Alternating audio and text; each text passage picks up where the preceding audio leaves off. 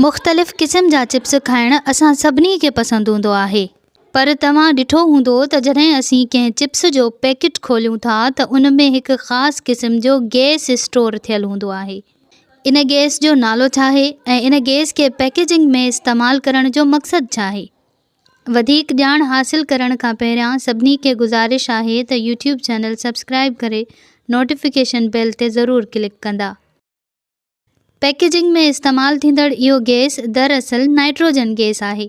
Nitrogen gas हिकु अहिड़ो गैर फ़ाल गैस आहे जेको पैकेजिंग जे दौरान हवा ऐं ख़ासि तौरु ऑक्सीजन खे दूरि करण लाइ इस्तेमालु कयो वेंदो आहे।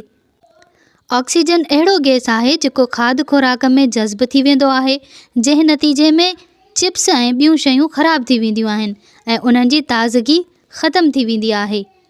ऐं नाइट्रोजन गैस सां चिप्स ऐं ॿियूं नाश्ते जूं शयूं फ्रेश ऐं क्रिस्पी रखियूं वेंदियूं आहिनि, जंहिं सबबु उन्हनि जी सालमियत ऐं मयारु बरक़रार रखियो वेंदो आहे।